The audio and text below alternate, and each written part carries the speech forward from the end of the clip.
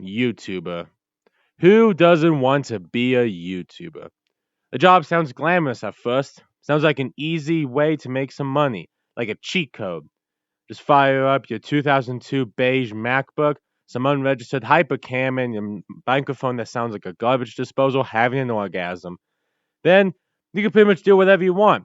You can play video games like Minecraft, Overwatch, Team Fortress 2, Fortnite, Pokemon, or you could talk about things that people have done in Minecraft, TF2, Overwatch, Fortnite, and Pokemon without actually doing them. Or you could scrape the bottom of the barrel and just read Reddit stories 3 times a day, every day for the rest of your life. Whew. Truly, this is a really good and productive way to spend your time. And you will make a lot of money too. Seriously, who doesn't want to be a YouTuber? I don't. I don't want my life to be ruled by YouTube.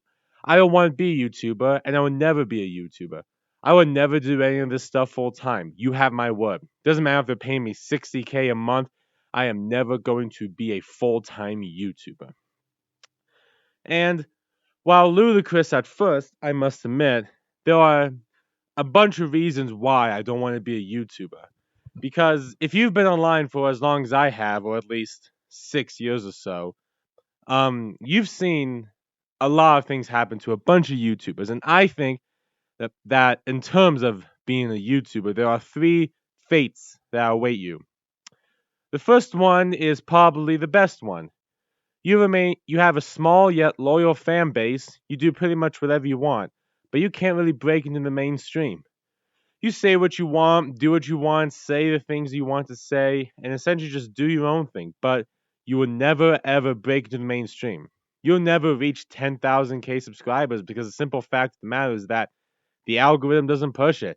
They see you as a threat. They see you as something different, something more, something that's not the status quo. And they can't have that. They can't have anything that's niche or new or non-advertiser friendly because that doesn't make them money.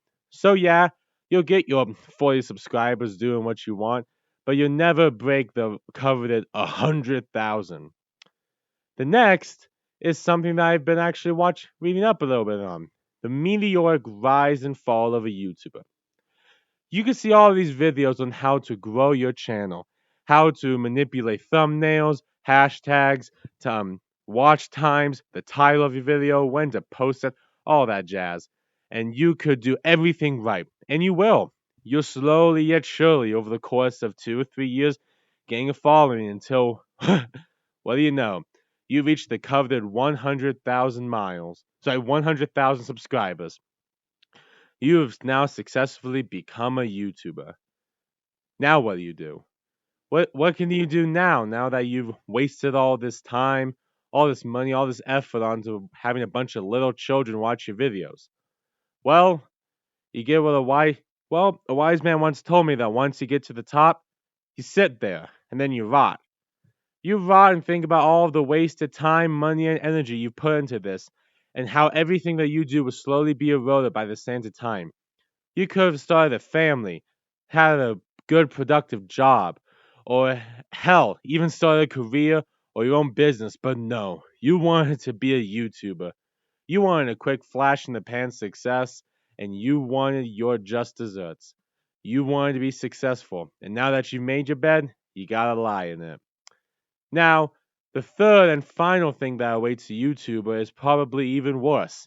It's worse than all these other things combined. I wouldn't wish this on my worst enemy. I'm being serious. It is when you have such an inflated ego, such an inflated, grandiose sense of self that you see yourself better than everyone else that you watch. Think about that.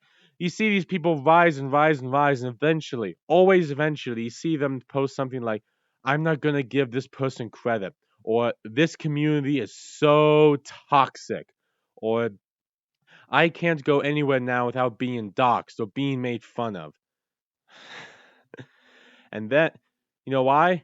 Because people see them that you have, they see you built up. They see you have this grandiose sense of self. They see you have this more open, more, this more like boisterous personality because you have 3,000 subs on YouTube. And so you know what they do? They take pot shots at you. They try to chip away at that ego of yours. Kind of bring them down to their level. Not necessarily in a mean way, just more in a self-criticizing way. Because at the end of the day, you're human, just like they. And you shouldn't think of yourself as better than anyone else because you make videos on the internet for children. But for some reason, this offends people. They have such little grasp on their own personal worth that they think that their worth is tied to how much subs, how many views, how many likes you have. And anything deviating from that, anything saying that that isn't important, it shatters them to their core. It shatters them because at the end of the day, they know that they don't really have much in the way of personality. So they put on this facade on YouTube to replace that.